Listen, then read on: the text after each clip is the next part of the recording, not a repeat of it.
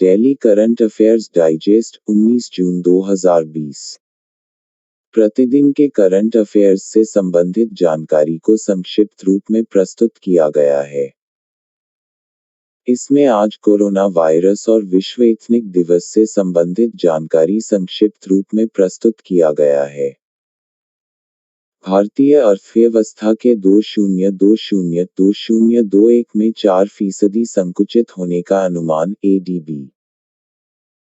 एशियाई विकास bank ADB ने हाल ही में कहा कि चालू वित्त वर्ष में देश की अर्थव्यवस्था 4% संकुचित होने का अनुमान है।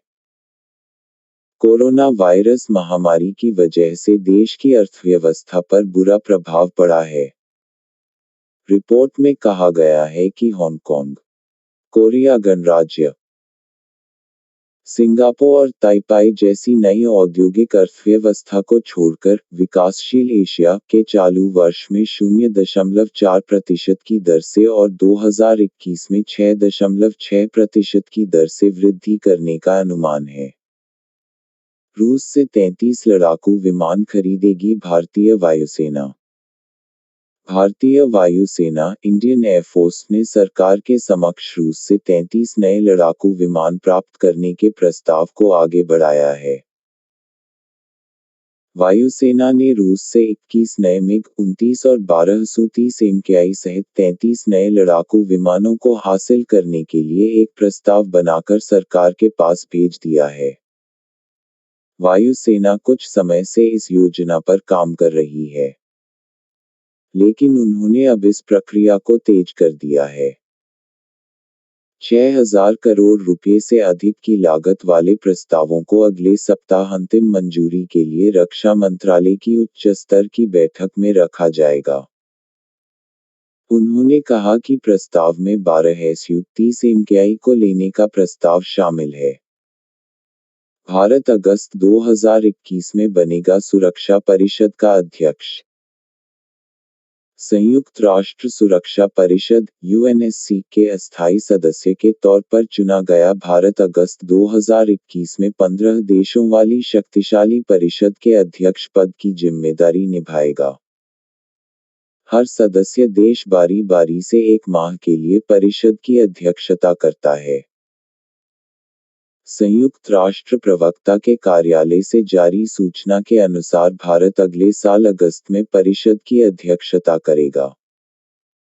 इसके बाद भारत 2022 में 1 माह के लिए परिषद का अध्यक्ष बनेगा।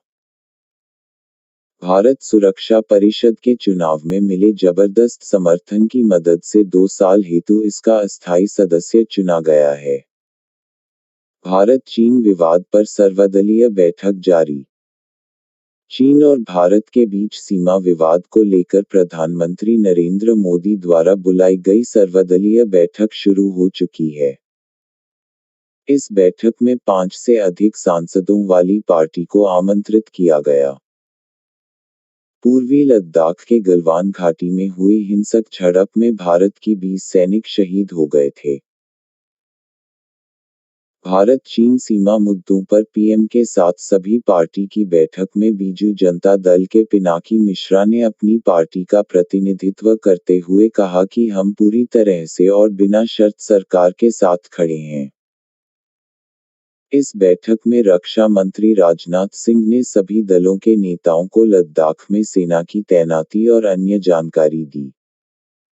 विश्व एथनिक दिवस 19 जून को मनाया गया। विश्व एथनिक दिवस प्रतिवर्ष 19 जून को मनाया जाता है।